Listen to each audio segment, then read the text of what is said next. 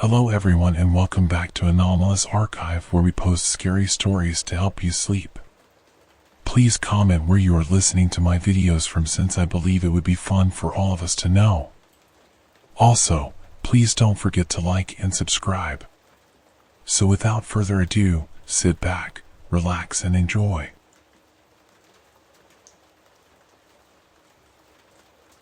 A young taxi driver named Victor had been driving for about 40 minutes, and the dirt road was only getting worse and worse. Potholes, bumps, and ruts followed him literally every meter of the way. The area was quite remote, and the private taxi driver sincerely regretted taking this order. He could have turned it down and given it to someone else. Nothing terrible would have happened. After all, he worked for himself, not slaving away at some firm for pennies with all those apps and all the route calculations. His favorite spot to wait for passengers was near a supermarket. At one time, his good friend used to park his car there, and when that friend stepped away from the business, he passed it on to Victor. Victor drove a budget foreign car.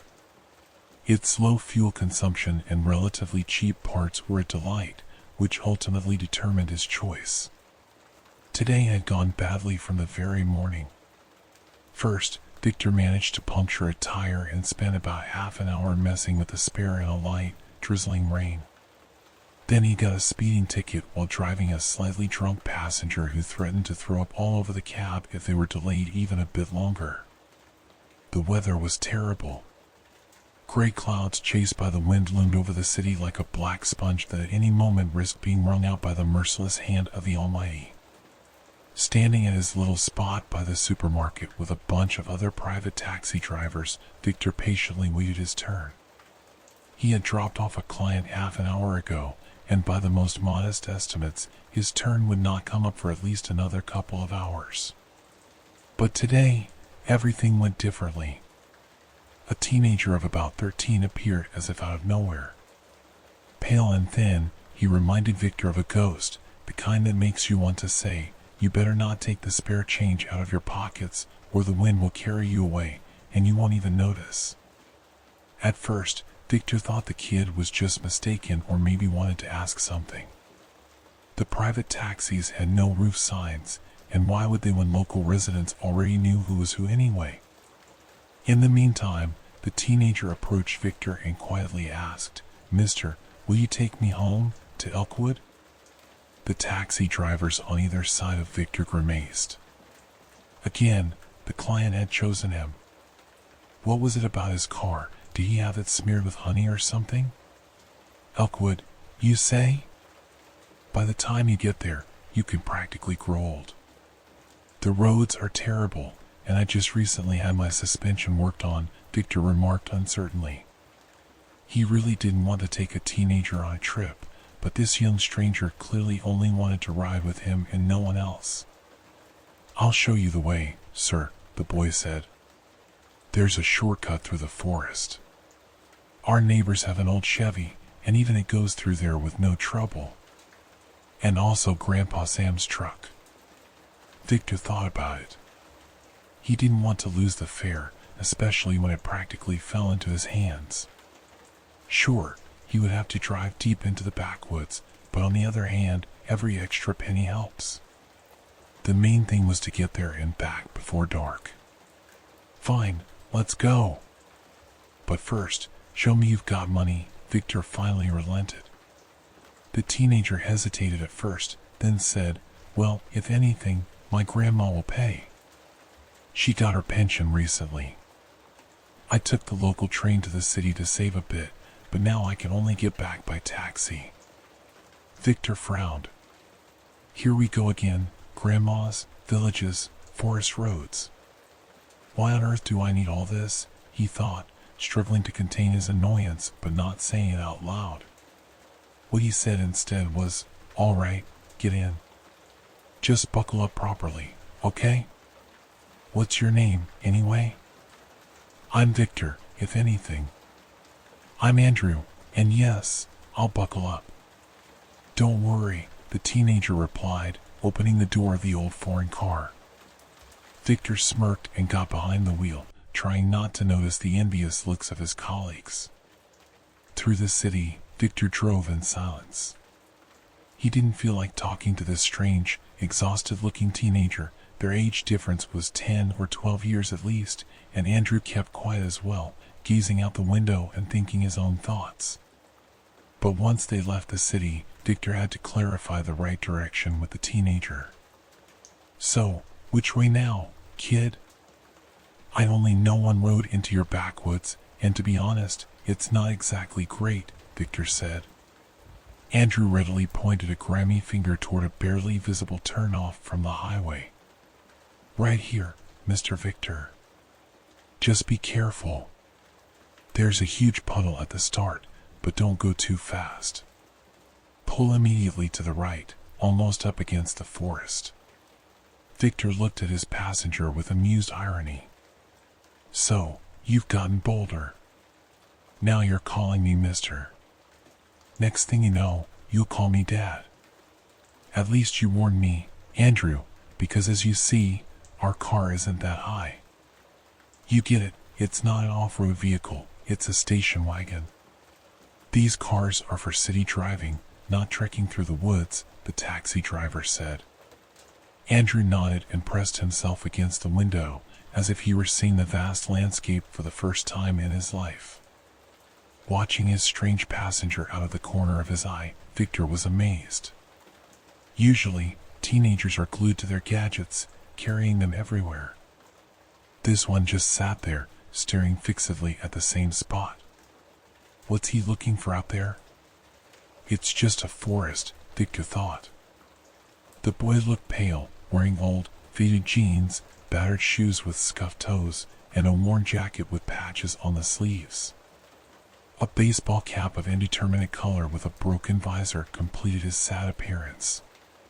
Staring at him, Victor involuntarily remembered his own childhood, an alcoholic stepfather and a tired mother with dark circles under her eyes, whether from lack of sleep or from the man's fists. Either way, the effect was written plainly on her face. Thinking about the past triggered a sudden wave of pain in Victor's occipital region, where part of his skull was missing and replaced with a metal plate. Very few people knew about this injury.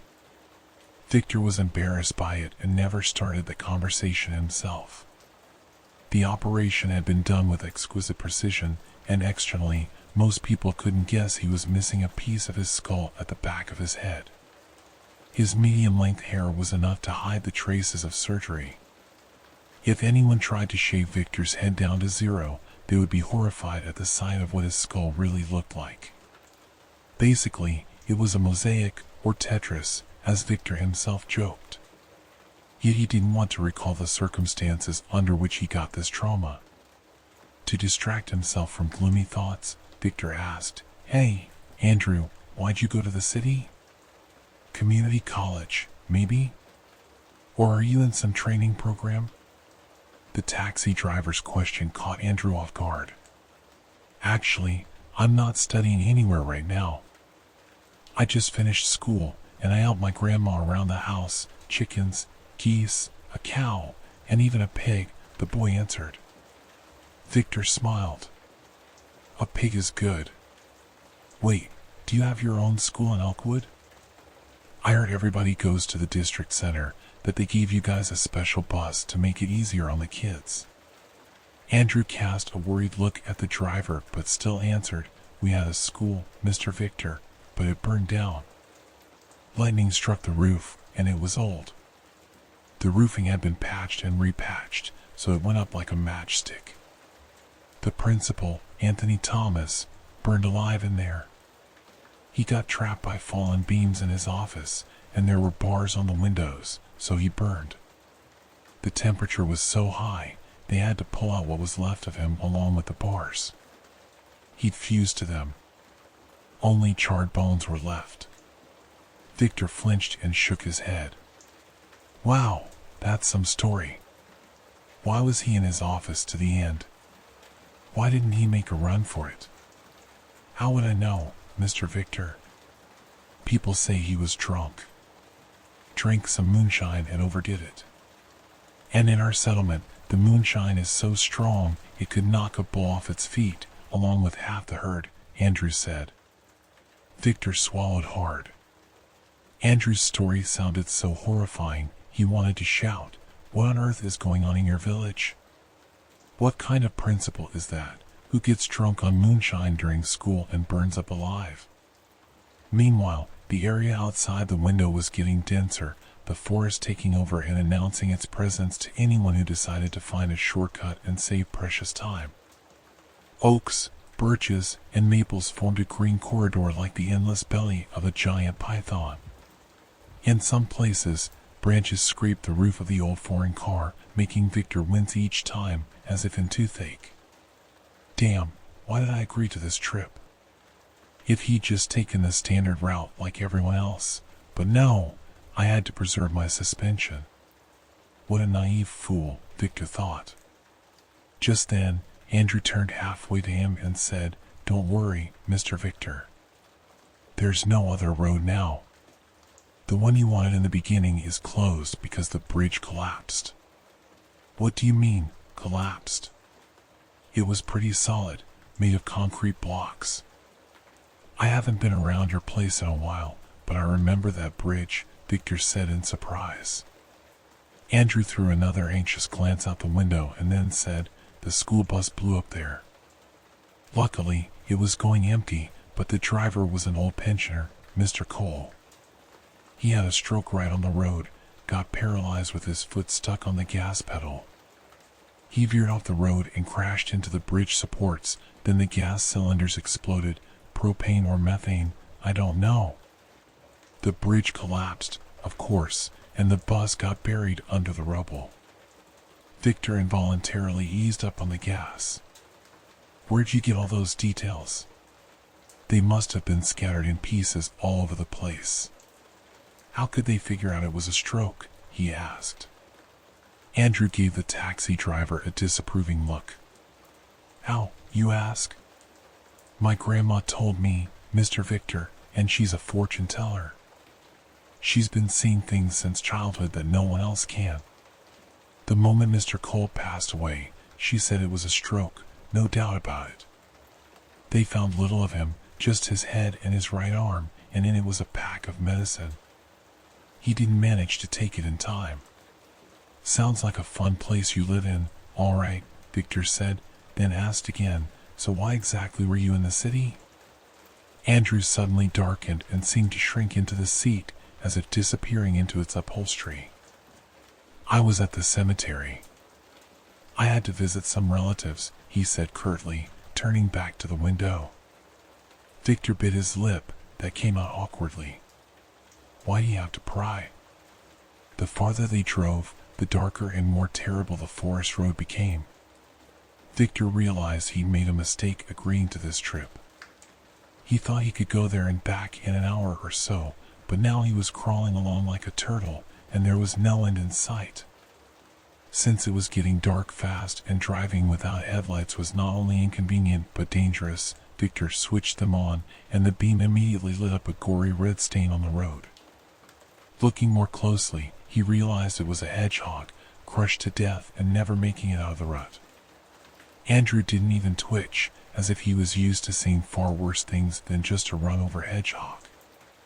At that moment, Victor switched from low to high beams and flinched in surprise. About 100 meters ahead, a figure crossed the road rather quickly and disappeared into the bushes on the other side.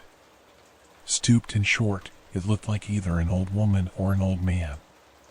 But who would walk on a forest road at this hour? Victor wondered. He glanced again at the teenager, noticing to his surprise that Andrew was very frightened. Why would he be scared? Isn't he local? Shouldn't he know every dog around here? Victor thought. His head throbbed again with excruciating pain, as if his skull were an egg from which a giant snake hatchling was trying to emerge. God, maybe I'm just seeing things. Migraines can do that, Victor tried to calm himself. Despite himself, though, his attention went to the teenager's hands, specifically his fingers. They were dirty, covered with bits of clay and dry black soil, as if Andrew had spent hours digging a pit using nothing but his own fingers and nails. Victor's suspicions grew stronger when the passenger became increasingly restless. Andrew literally couldn't sit still, squirming as though the seat were covered in porcupine hide. "Hey, kid, are you feeling sick? If you need to puke, just say so. We'll stop, get some fresh air, then move on," Victor said in alarm. Andrew looked at him with eyes wide in terror. "No, don't stop, Mr. Victor. Drive all the way to the village," he pleaded. Victor frowned but did not slow down. There was something in the teenager's voice that made him look at the situation differently. He wanted to speed up again when he saw that a fallen tree blocked the road. The trunk of an ancient pine had rotted from the inside, and the harmful effects of beetles sped up the decay of the soft wood. On one side, a huge oak pushed against it, battling for space for its branches day after day. On the other side, a sprawling dry acacia had long since dropped its canopy onto the pine, adding to the load on the rotting trunk. "Well, here we are. Hello, Elkwood. Why on earth did I need this headache?" Victor exclaimed in frustration, slapping his hands on the steering wheel and accidentally hitting the horn. Instantly, the loud honk pierced the forest's evening silence like a steamship's horn announcing its arrival to people on the pier. Andrew looked at Victor with concern. "You shouldn't have done that, sir." "Done what?" "Kid, you're the one who dragged me into this hole. You promised me a decent shortcut, but look at this. Now I have to be a lumberjack." "Fine, but let your grandma know this will cost her extra," the taxi driver said irritably. He shut off the engine and opened the door. "Wait, Mr. Victor. Don't rush. Just hold on a bit." Andrew begged, but Victor had stopped caring. He yanked open the door, got out of his old car, and took a deep breath of the fresh forest air. The tree didn't look huge, but dealing with it alone would be pretty tough. And that skinny worm of a kid is no help, he thought. He's as thin as a wire. What does his grandma feed him anyway? Just bread and water? Just then, something cracked in the bushes on Victor's right side. He heard it immediately, though he had been panting like a steam engine trying to move the fallen trunk. Did I imagine that, or is it really happening now? Victor tensed, remembering the sledgehammer he kept under the driver's seat. He always carried it for emergencies, just in case he needed to give someone a real whack. But right now, he'd have to reach it, and that snapping sound was getting louder and closer, only 2 or 3 meters away now. When Victor lifted his foot to take a step, something emerged from the bushes, a head covered in gray fur, followed by the rest of its body. "My God, a wolf. That's a wolf," flashed through the terrified taxi driver's mind. Standing by the fallen tree on a deserted forest road, Victor had no idea what to do next. The distance between him and the massive wolf kept shrinking. The predator's powerful jaws snapped, and hungry saliva dripped from its mouth almost to the ground. Victor had never been so scared. Could his teenage passenger in the front seat help him? Most likely, Andrew was already huddled at the bottom of the car, trying not to hear Victor's final screams. Once, when he was very small, Victor had gone to the zoo with his mom and stepfather. He'd seen predators and knew they were dangerous, especially lions, tigers, and wolves. But at that time, the gray forest beast hadn't seemed so terrifying.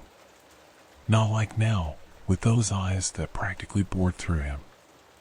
Another minute and the wolf would leap, and just one leap would be enough to knock Victor to the ground. Then those powerful jaws would find his throat. There would be a muffled human gurgle, like a fox or a chicken being strangled, and nothing more besides the greedy chomping of a starving animal. Victor had heard from seasoned hunters that a wolf only eats the prime cuts of flesh, leaving the rest for smaller scavengers once it's satisfied a few kilograms of fresh meat. Then martens and weasels show up to gnaw open the belly and get to the tender internal organs. Maybe some foxes and wolverines might join the feast, and when it's all eaten, the crows arrive. By then, any remaining scraps of flesh would start to decompose, attracting scavengers of every kind. Finally, the smallest predators, maggots, would finish the job. Eventually, only Victor's skeleton would remain, bleached by snow, wind, and rain, found years later by some mushroom picker venturing into this place, looking for a good spot. All of that flashed through Victor's mind in just a second. "No, I don't want to die here.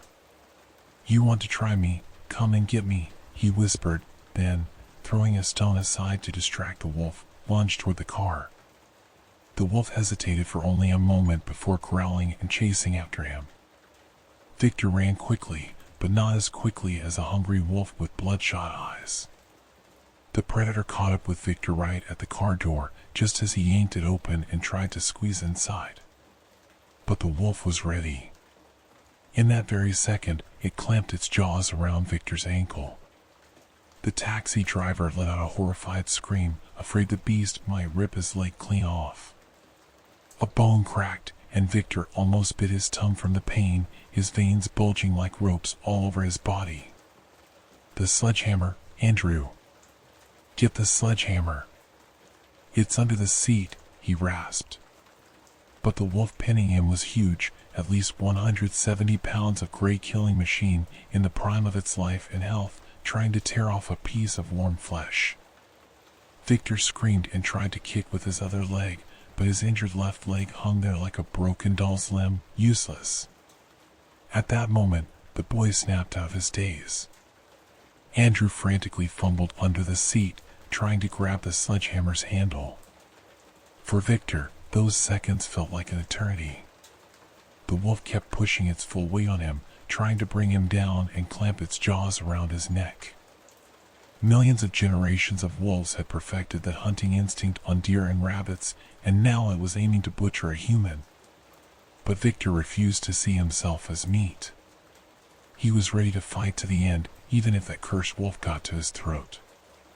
"Here, Mr. Victor. I've got it, take it," the teenager yelled, shoving the sturdy wooden handle, made of solid oak, into Victor's bloody hand. Gathering every ounce of strength, Victor turned to face the wolf. In that moment, the eyes of the taxi driver and the man-eating predator met. Everything now happened according to a brand new script, written in their fresh blood, the DNA of the predator and the prey entwined in this deadly struggle. Clutching the sledgehammer that Andrew had given him, Victor brought it down with all his might near the wolf's head, though the blow was off target. The wolf howled in pain and lunged again. Victor kept swinging, ignoring the searing agony coursing through the lower half of his body. Whack! Another blow landed straight into the beast's eye, which burst like an egg smashed underfoot. The man-eater let out a blood-curdling howl, trying to pull away from the impact zone, but now Victor was in a frenzy. He had no intention of letting the creature survive, even though he himself was soaked in blood and might not be able to drive afterward. After several more blows, the wolf's skull was badly dented, and blood began to flow in a steady stream. Victor roared like a beast himself, continuing to hammer the man-eater with all the strength he had left. At that moment, Andrew jumped out of the car and started helping him with a stick. From the outside, it resembled a scene from the distant past, when a couple of prehistoric hunter-gatherers overcame a predator using the most primitive weapons. 5 minutes later, it was all over. Victor fell onto his back and turned his gaze to the sky, where a full moon was rising.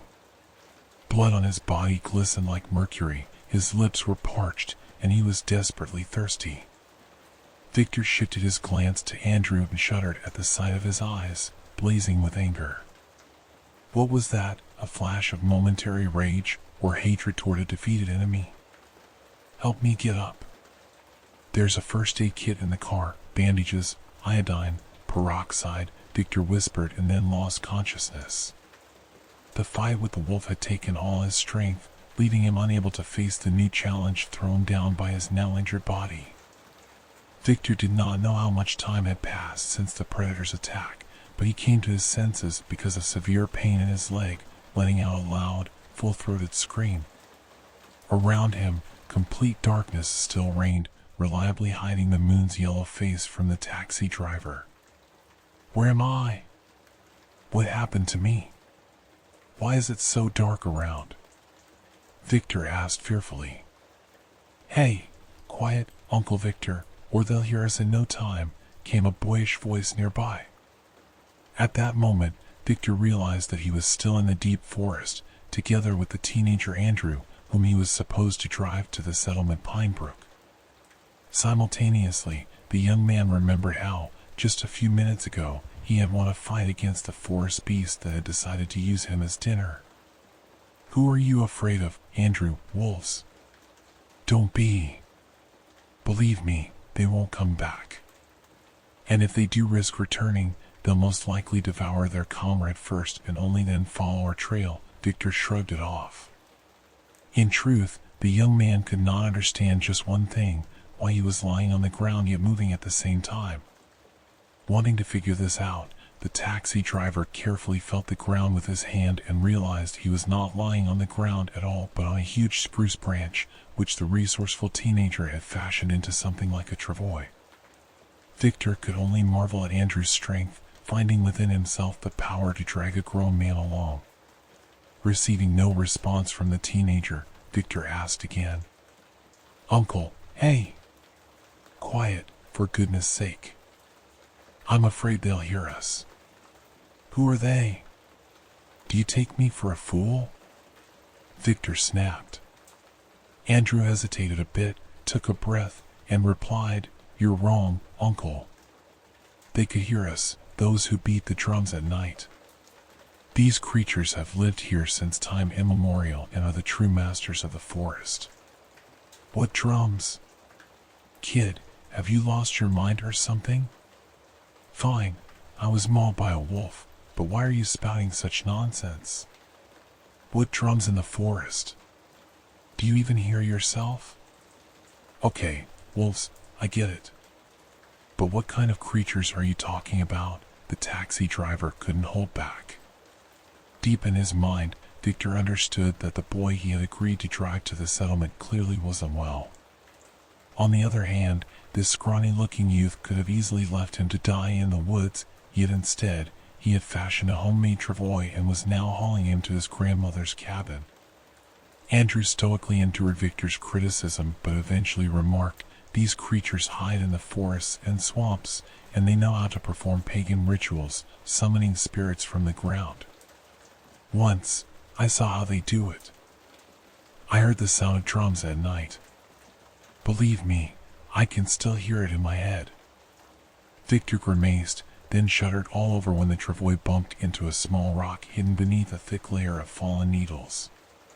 Watch it, kid, one wrong move, and I'll be on my way to the afterlife, Victor croaked. His wounded body hurt terribly, especially the leg the giant wolf had managed to bite through at the ankle. The young man realized that delaying medical care any longer was impossible, because otherwise things could end very badly for him. Meanwhile, Andrew kept muttering about some creatures living in the swamps who beat drums, build fires on high ground, and sing strange songs. God, this kid is just crazy. Why did I ever get involved with him? Victor thought to himself. On top of nearly becoming disabled a moment ago, he was now forced to listen to this nonsense. From loss of blood, and because the nights in the forest were quite cold, he started to feel feverish, shaking all over. He felt as though they were walking through the nighttime forest but wandering across the endless deserts of Alaska, where everything was white with loose snow as far as the eye could see.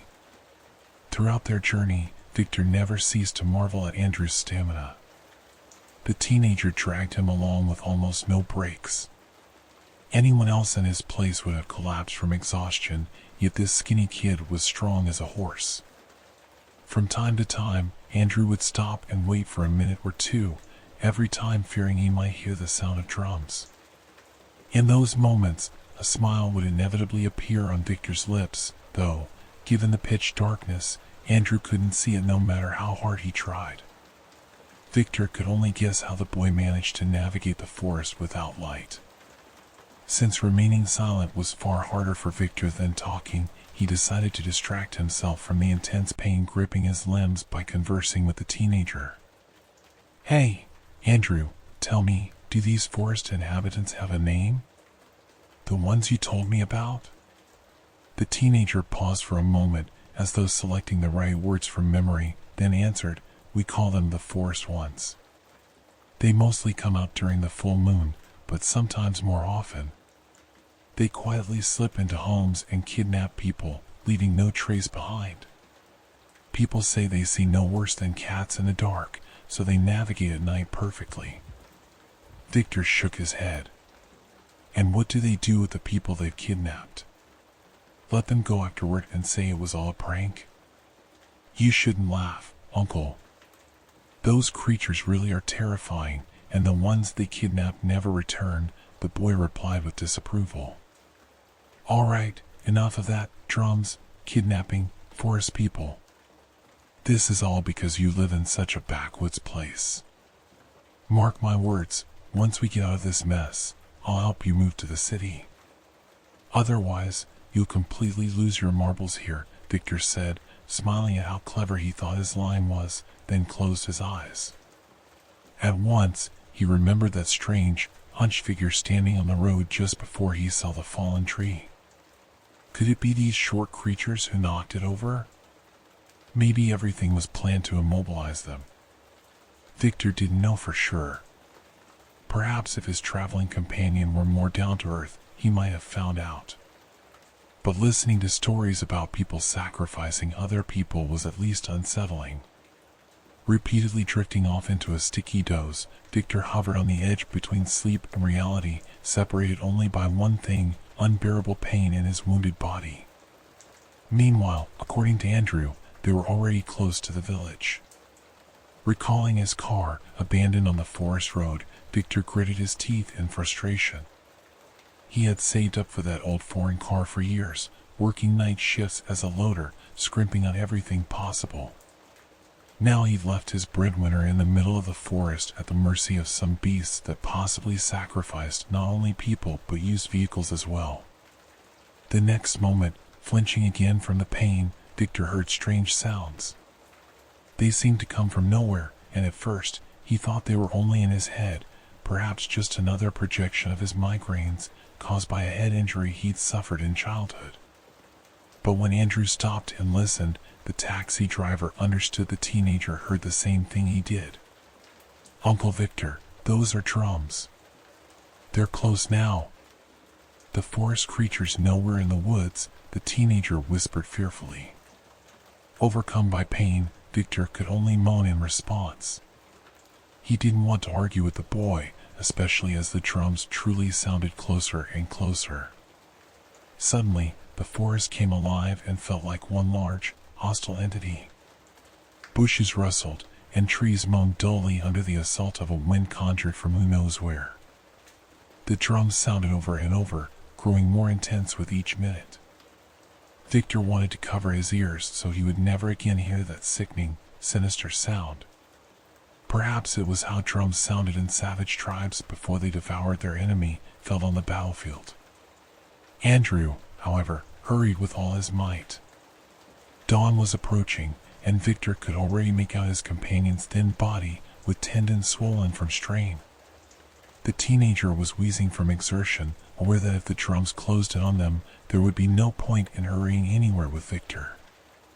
By the time the distance between the sound and the fugitives had shrunk, Victor also began to hear voices.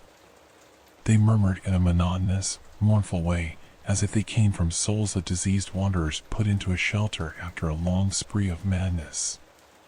It was impossible to make out any words. Perhaps it was a very ancient form of language or didn't exist at all. The ominous muttering sounded closer and closer. Victor could only guess at the true number of their pursuers, maybe a dozen, or maybe 100, or even 1,000 little short-statured creatures carrying drums. My God, who are they? The taxi driver wondered. Less than a kilometer remained to the village, and dawn still hadn't broken. Naturally, being taken by these mysterious forest beings just moments before the finish line was the last thing Victor wanted. Only now did he realize that everything Andrew had said was absolutely true, and these mysterious forest creatures really did inhabit this accursed woodland. Victor was about to urge Andrew to move faster when he felt the travois suddenly jolt. Someone fierce and merciless began pulling it in the opposite direction. Victor's eyes went wide with horror as he saw the glow of the approaching dawn and understood there would be no rescue. What appeared before him was simply nightmarish. Lying on a travois made of spruce branches, Victor saw a strange, stooped figure vaguely resembling a person.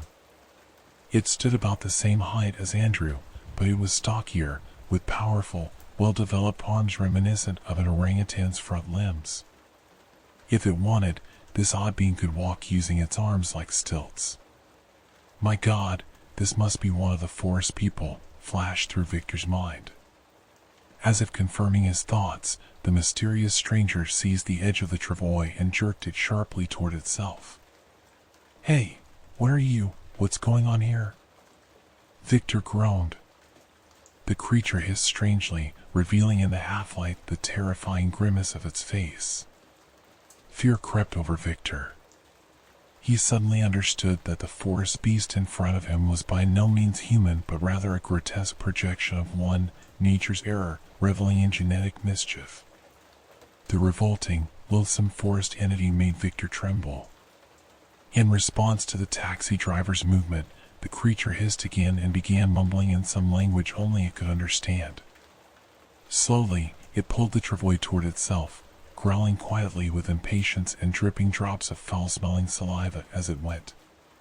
Victor could offer almost no resistance. His legs were injured, especially the one the wolf had bitten at the ankle. Andrew, help me, the taxi driver pleaded, turning to look at his companion. For a moment, terror overtook him. Andrew was nowhere to be seen. No, this can't be happening, Victor exclaimed, desperately trying to grope for some kind of stick for self-defense. But his fingers only raked through last year's needles, leaving him no opportunity to protect himself. Victor realized with dismay that the cursed teenager had simply abandoned him, left him to die in this damned forest at the mercy of unknown forest creatures pounding drums. Dawn still refused to break, as if the sun had slipped behind the horizon forever, and humankind would never see daylight again. Meanwhile, the lone beast dragged the travois with Victor on it farther and farther. The young man tried to resist, but when you're wounded and bleeding, it's almost impossible.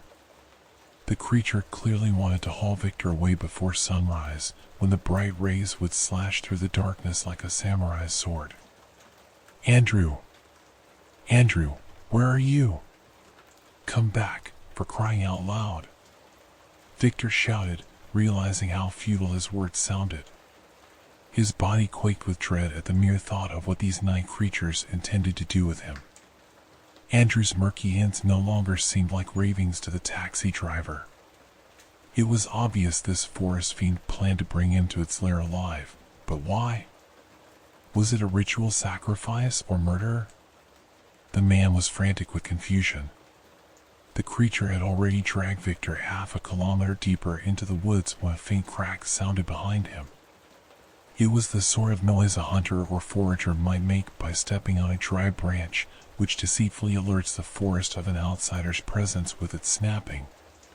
Victor turned and could not believe his eyes.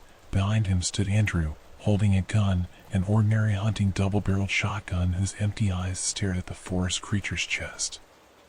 In Andrew's skinny arms, the gun looked massive, and Victor doubted what he was seeing. But when Andrew pulled back the hammers, the taxi driver realized something irrevocable was about to happen. The forest creature let out a low growl, and a shot rang out. Instantly, the air filled with the smell of gunpowder, and something hot and revolting splattered onto Victor's face. He realized it was blood from the wounded forest being, which hadn't yet departed this life and was barely wheezing, choking on its own blood. Andrew drew nearer and fired again. The 16-gauge shell tore into the creature, producing a crimson fountain that made Victor squeeze his eyes shut. A thick, dark substance oozed over the taxi driver's cheeks from the mortally wounded beast, making it seem as though he was weeping blood. "Thanks. I really thought you'd left me," Victor exhaled in relief. "Come on, Uncle Victor, did you really think I'd leave you alone in this forest?" Andrew replied, grabbing the travois handle. Victor grimaced in pain, imagining their return to the village. After a moment, he asked, "Where did you get the gun? Was it at home?" Andrew smiled. "Of course at home. Where else?" "It was my grandpa's. My grandma was still asleep when I took it in the porch." Victor nodded and shuddered again from the sharp pain in his leg. By now, dawn was steadily growing. Its rays pierced the darkness like a phoenix reborn from ashes. The taxi driver smiled, and when the warm beams touched his cheeks, the horrors of the night began to manifest as trembling and aches throughout his body. Still, that Andrew is a good kid, Victor thought with unmistakable respect. Another person would have fled, left me behind, but he came back. Finally, the settlement Pinebrook came into view. For a moment, Victor felt as if the village greeted him with silent, consuming darkness, like the jaws of a terrible beast capable of devouring an unwelcome guest. Old, lopsided houses jutted from the ground like moldy mushrooms growing on a burial site, their windows gazing at the forest with empty sockets, watching every movement of the newcomer with the curiosity of a cannibal in ambush. Dusty streets, dirty fences, and unpainted gates looked like cracks on the flabby skin of a dead giant. Tree branches swayed in the wind, adding to the eerie pre-dawn gloom, and scraps of morning fog slowly filled the space between the houses like a cloud of foul swamp gas, hiding all that should not be seen in the light of day. The mist made Victor think of bad omens. "Wow, Andrew, have you really lived here for several years?" Victor asked. The teenager snorted and stopped to catch his breath. "Well, what can you do, Uncle Victor? You know what they say, home is where you're born." Victor shook his head, then involuntarily glanced at the trees growing at the outskirts of the settlement. Their branches looked like dead hands still trying to hold onto this cursed place. His mood sank, especially when he recalled the sounds of the forest drums, which now seemed like the distorted screams of prisoners from the depths of the earth. The sight of Pinebrook gave the taxi driver the most negative associations, perhaps exacerbated by the sun's rays pushing through the clouds and haze, distorting the outlines of nearby houses beyond recognition. "There's our house, see it, Uncle Victor?" Andrew said. Victor looked in that direction and wasn't even surprised.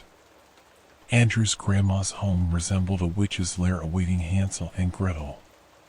The taxi driver grimaced from another jolt of pain in his leg, then asked, "What's your grandma's name?"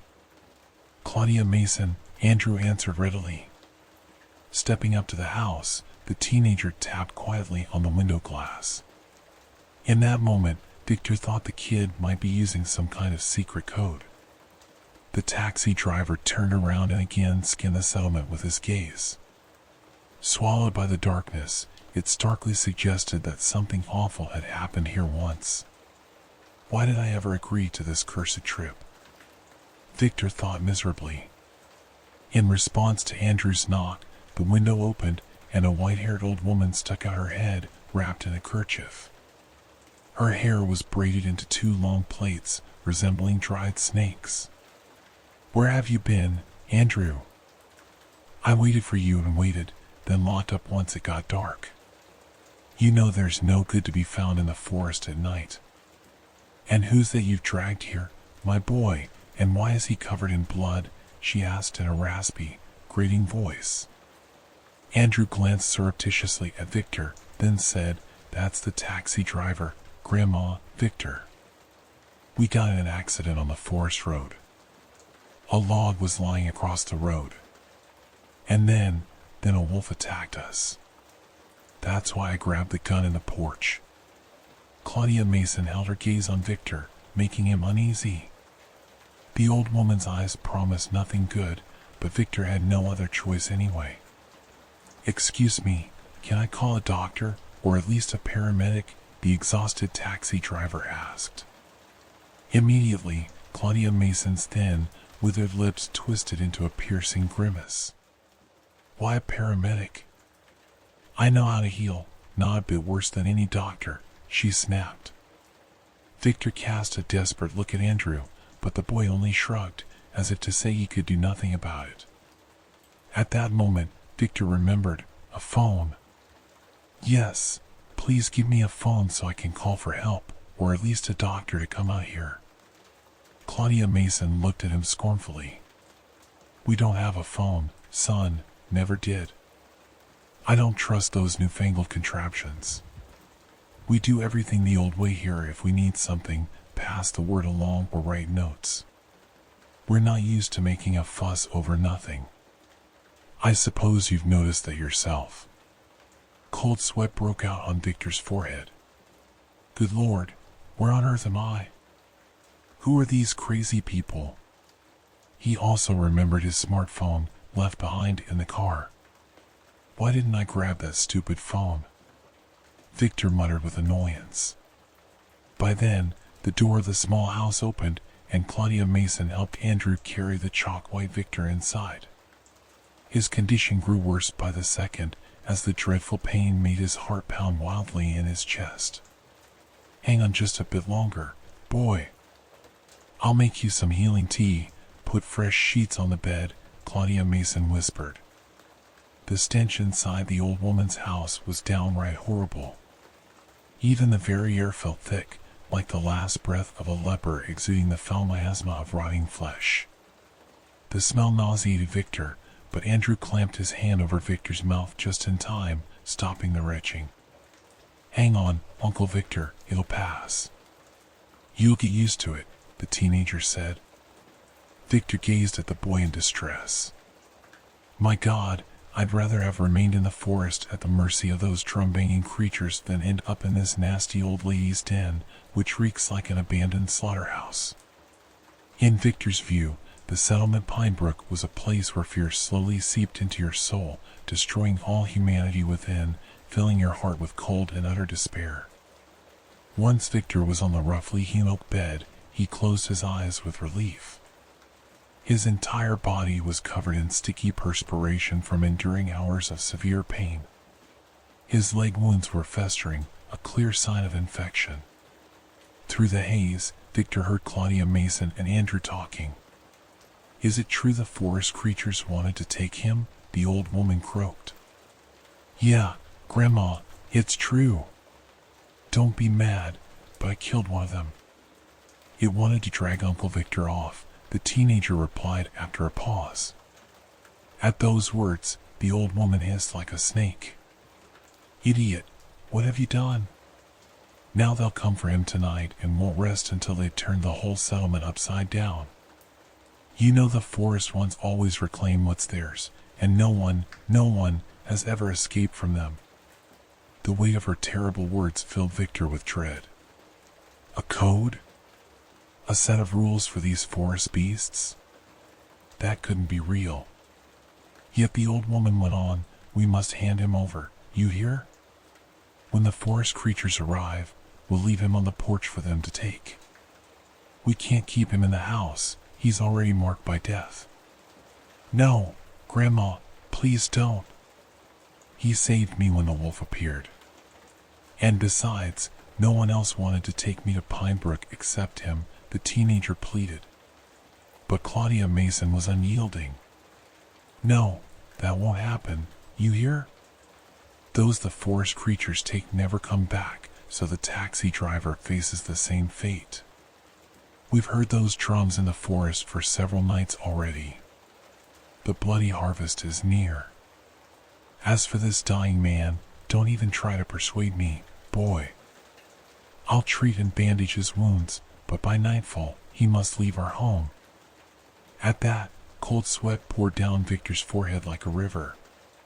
So, did this mean he would only live until evening? And then what? Death at the hands of those forest creatures? The man was on the brink of panic. Grandma, why are you saying the people taken by the forest ones never return? What about me? I came back 2 years ago. Though I still don't remember anything that happened, Andrew said softly. Victor's heart pounded in his chest with terrifying force. Good God, so the boy had already been a prisoner of those forest monsters, yet somehow survived. The horrifying realization practically pinned the wounded taxi driver to the bed. And on top of everything else, he only had until nightfall, when these emissaries of nocturnal horror would come and take him to their lair. The taxi driver whimpered quietly in fear and despair, no longer sure what he ought to do. Victor had never been this afraid, mostly because the unknown frightened him. What would happen when darkness fell over the settlement? Would the grandmother truly leave him outside? And what in the world was going on in this godforsaken place? Around midday, Claudia Mason, as promised, prepared a medicinal mixture for treating the wounds. It looked unpleasant and had a strong smell. Seeing that green paste in a wooden bowl, Victor waved his hands in protest. No, not that, please, anything but that. But the old woman just smirked and carried on as if nothing were amiss. A hellish green mixture burned worse than iodine, and Victor had to bite down on the corner of a rolled-up blanket so as not to scream from the pain. Hang in there. Why are you acting like a girl? It will get better soon, and the smell is needed to repel evil spirits. But it won't help you against the forest creatures anyway, the old woman said, generously covering Victor's legs. It won't make things any worse for me, Andrew hissed through clenched teeth, his face crimson with pain. Claudia Brown smirked.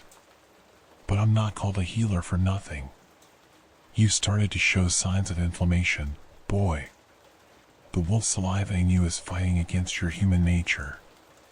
If the beast wins, you'll never be the same again. But if you manage to pull through, you'll get a chance. Victor grew pale and decided to tell the old woman everything as it was. What, are you going to abandon me? I heard you talking with Andrew. Please don't turn me in. Better call for help from the city. I'll go to the police, and those monsters will be punished. The old woman grimaced and put her concoction aside in the corner.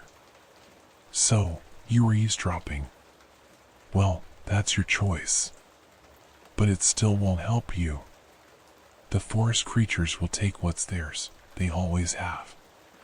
They'll come at night, following the scent of blood you left, take you away, and demand a sacrifice. I'll have to give them a goat or maybe two. Out of sheer outrage, Victor felt his breath catch. What on earth was this crazy old woman talking about? Did no laws apply in this area at all? Listen, do you have some kind of police officer in your settlement, for example? Or any other representative of authority? Victor asked with a glimmer of hope. Police officer? Sure, we've had them. They changed almost every 6 months. But all of them disappeared, dear fellow. 2 or 3 were taken by the forest creatures. Nothing was left of them except a bloody uniform, a few buttons, and a cap. The last one didn't wait for the forest creatures. He put a bullet in his forehead. He left a note, apparently, but no one knows what was in it, the old woman answered. Victor fell silent, finally realizing that truly horrific things were happening in Hollow Creek, especially to outsiders who knew nothing of the forest dwellers' terrible rituals. What happened to Andrew, then? He asked, seizing on one last hope. He was in their captivity, right? How did he manage to survive? The old woman gave him a hostile glare. Don't ask about that. It's none of your business. Nobody knows what happened to him in those woods, but he came back different, you hear me? Not like he was before. Victor's spirits sank entirely. He understood at that moment that only a miracle could save him, and he had long ago stopped believing in miracles. There were no miracles in life, just as there were no fairy tales, only evil, pain and suffering dogged a person like a worn-out old lion separated from its pride, the miserable man thought, realizing that no good would come from talking to the old woman. "All right, I'll take care of myself," Victor decided. First, he had a pair of medium-sized scissors lying at the edge of the table, scissors the old woman had used to cut rags, which she later wrapped around his wounded legs. She had casually tossed them onto the table, as if forgetting about them. But Victor had not forgotten. His gaze was fixed on those scissors. Deep down, he had made his choice already. He would not surrender to the forest creatures, even if he had to die. If only Andrew had left a gun behind, Victor could have bargained for his life. Well, no matter. Get ready, you monsters. There will be no mercy, he thought, and surreptitiously scooped the scissors off the table. In reality, Victor did not know the main thing. Claudia Brown had deliberately left the scissors there. As evening approached, Victor waited with the despondency and resignation of a man on death row. He scarcely saw Andrew at all, since the cunning old woman had cut off any contact between them, apparently fearing she might lose her only grandson for the sake of some city cab driver, quite an undesirable outcome. Waiting for death was worse than death itself, and Victor understood that better than anyone. Seconds turned into minutes, minutes counted off the hours, and sometimes the wounded cab driver felt that time had stopped, trapping him in the here and now forever. Finally, as the sun began to sink below the horizon, Claudia Brown entered the room with a pair of old crutches and said, "Well, your time has come. You can already hear the drums. I'll leave you about 100 yards from the house. Don't bother screaming, it won't help. Along with you, I'm giving them 2 goats. That's for killing one of the forest creatures. Those are the rules, otherwise they'll come back and slaughter all my livestock, and I don't need that kind of misfortune." Victor swallowed hard. "Where's Andrew? Where did he go? Why haven't I seen him?" The old woman laughed, a low, throaty sound. "Andrew is in the cellar. I tricked him into going down for some cherry preserves. Let him stay down there, maybe the medicine will work better. He went in, and I shut the door behind him. It's sturdy oak. He won't get out. He was getting a little too fond of you." This confession shocked Victor deeply. Good Lord, what had he done to deserve this? The one person who had wanted to help him was now out of commission. But what medicine was the old woman talking about? Was Andrew sick? Then again, what difference did it make? By the time Andrew got out of the cellar, there would only be horns and hooves left of Victor. Meanwhile, the old woman hastened him along. "Come on, let's not drag this out. We have to reach the place before twilight." Victor growled in pain as he tried to stand on the makeshift crutches. Had the old witch not been there, he would have collapsed onto the floor, smashing his face. The heavy stool in his way would have made it even worse. Supporting her wounded guest by the shoulder, Claudia Brown led him out the door. She had timed things with near jeweler's precision. Every step Victor took on those crutches brought him fresh waves of sweat from pain and fear. What awaited him? Death? Torture? The unknown frightened him, sending shivers through his entire body. Mentally, Victor began praying, silently moving his lips. Almost as if she sensed his thoughts, the old woman croaked, "It's useless. They're all godless." Yet Victor kept praying. What else could a man do when he was condemned to die? In his pocket, the stolen scissors waited, his plan for a final stand. He had no idea that Claudia Brown had purposely left them. When the old woman brought Victor to the place, dusk had already fallen over the settlement. In the center of a small clearing stood 2 short stakes with ropes, around which 2 young goats milled. Maybe Victor would have seen all this without her help, but she lit a large wax candle. "I'm leaving this for you, so it's not so scary," she said, catching Victor's perplexed expression. He nodded involuntarily, forced to appreciate this bizarre kindness. Clutching the candle, Victor lowered himself onto the still warm ground to wait. Hot wax trickled over his hand, leaving strange streaks on his burnt skin. The small circle of light gave him a fleeting sense of safety. When surrounded by darkness on all sides, it's hard to stay calm. Gripping the candle as if it were a lightsaber, Victor watched the old woman depart. In her mind, he was surely already a dead man. Though her bent figure disappeared quickly in the darkness, he still heard her shuffling footsteps in the twilight of Hollow Creek for a while. At first, the goats tied to the stakes were calm, as if unaware they had been prepared for slaughter. But after a few minutes, they grew uneasy, pacing anxiously in circles. Occasionally, they bleated plaintively, casting fearful glances toward the forest. They sensed danger. A frantic thought flickered in Victor's mind. At every moment, he expected the creatures to appear, so he kept sweeping the candle's glow back and forth.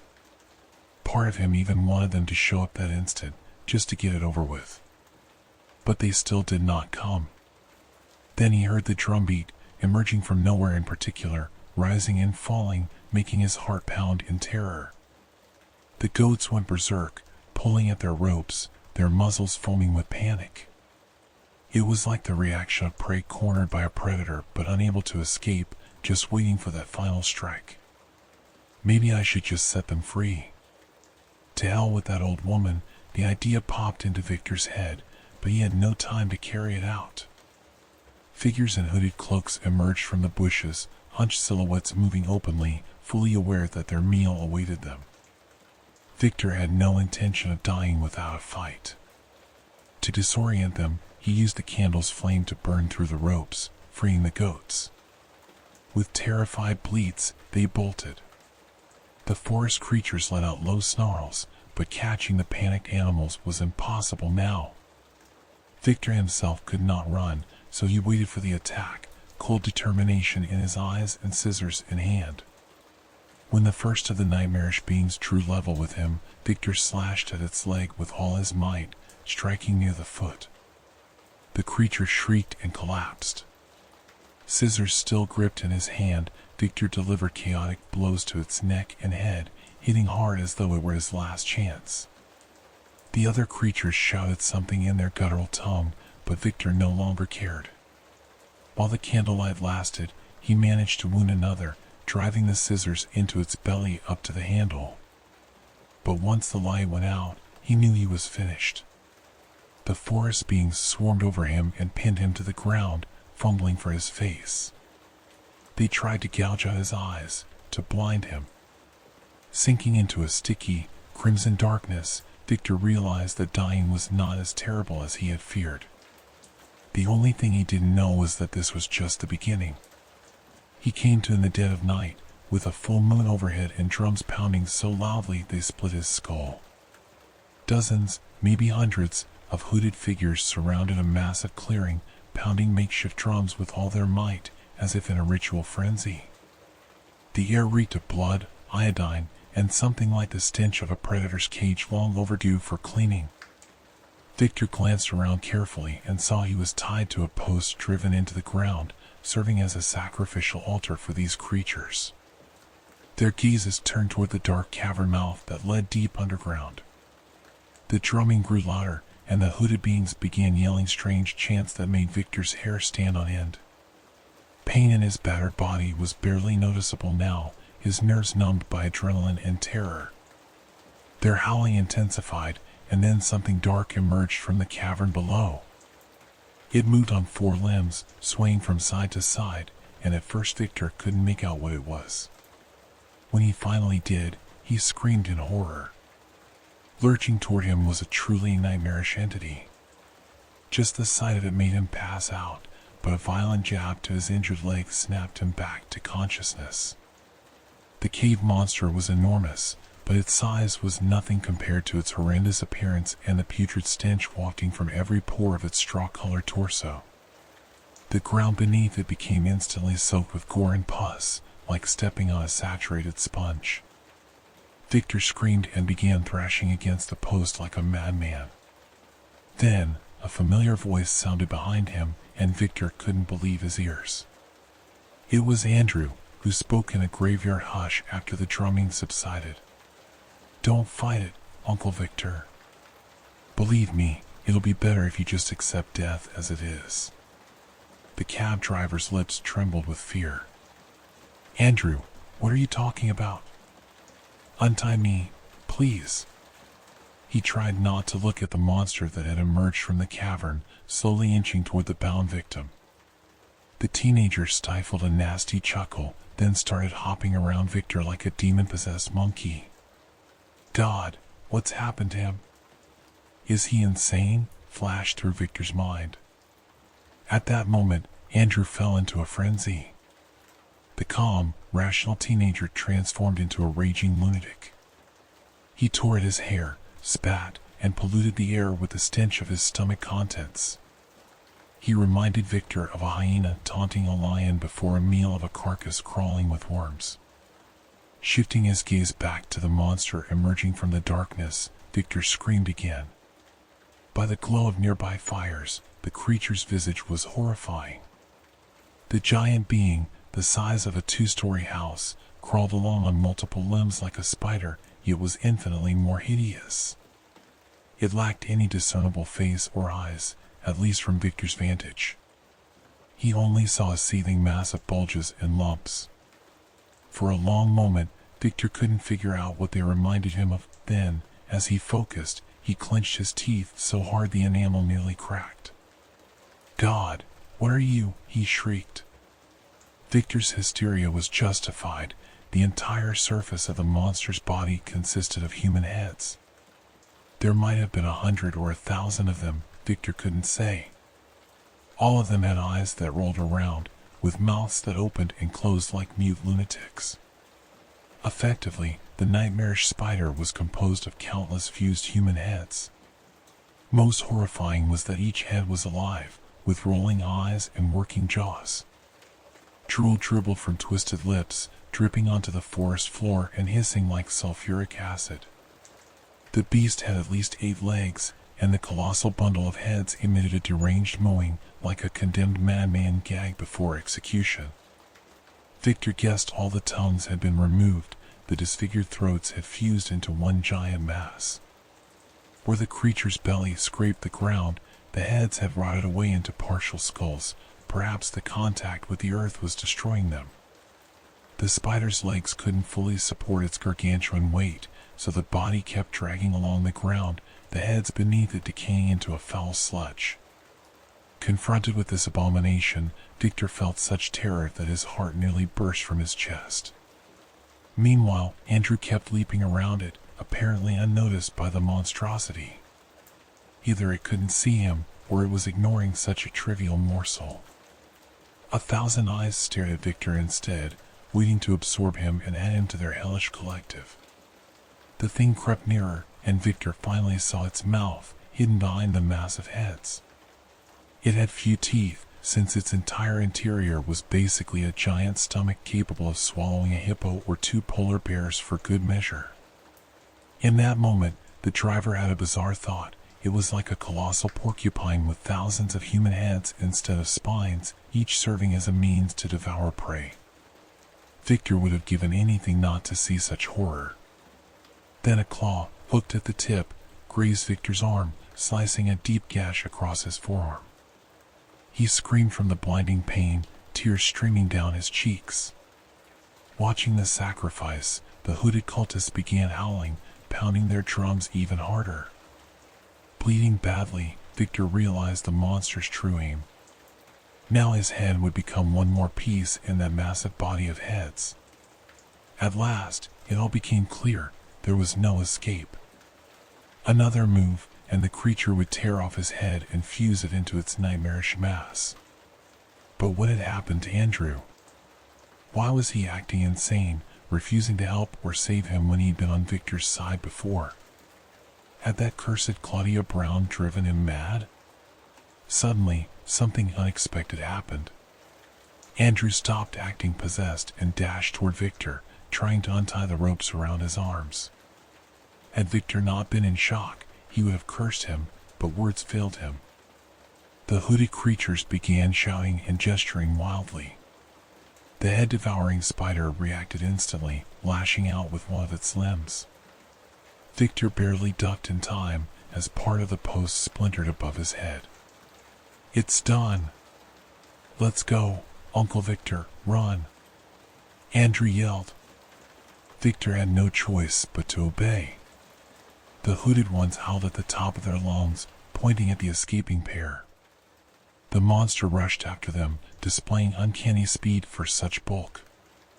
Victor tried to run, but his injured legs hammered agony into his skull.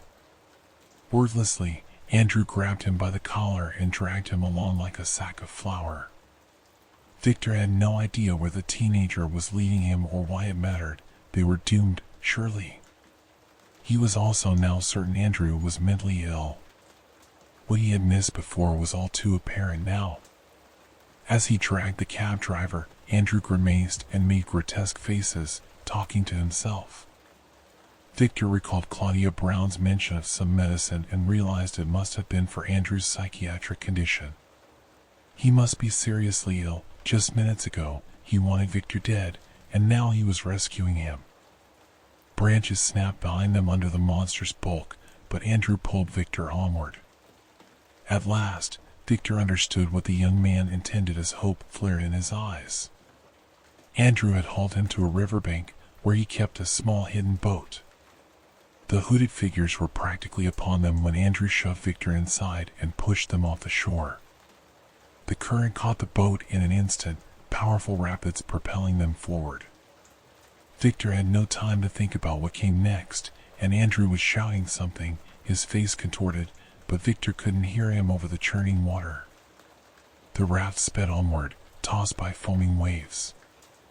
Victor lost and regained consciousness repeatedly until finally a violent crash against the rapids shattered the little boat.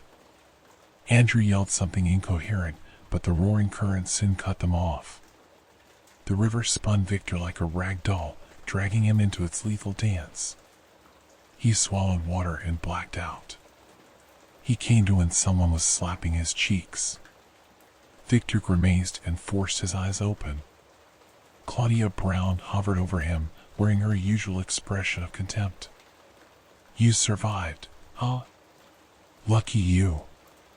Poor Andrew died. He's right over there. Busted his head on the river rocks, and that's that. His torment is over." Victor turned his head to the left with great difficulty and saw Andrew, his skull so deformed it looked like it had been crushed by a giant pit bull. Seeing Victor's unspoken question, the old woman explained he was sick from birth. His mind wasn't right. Multiple personalities, you see. When he got older, he became uncontrollable. Killed his parents with a hammer, though he doesn't remember it. It's always been that way with him. He spent about 5 years in a mental institution, and then I brought him here to Hollow Creek.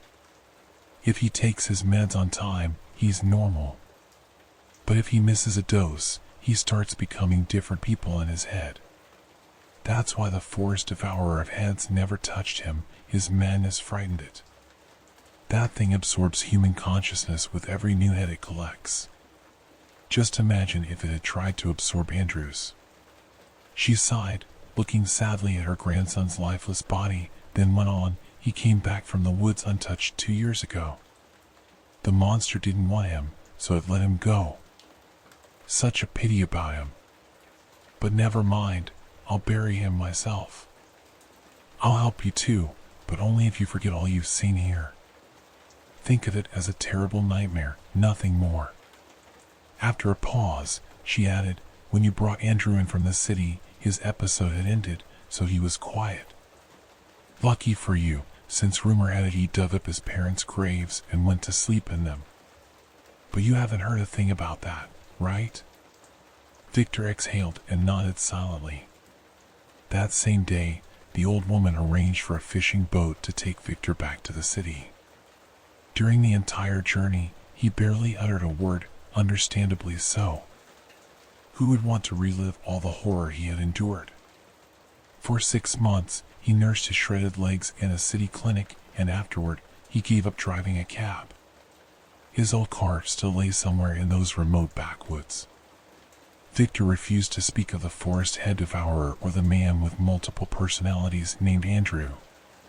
Yet sometimes, in his nightmares, he dreamt of that colossal monstrosity sporting one extra head, his own.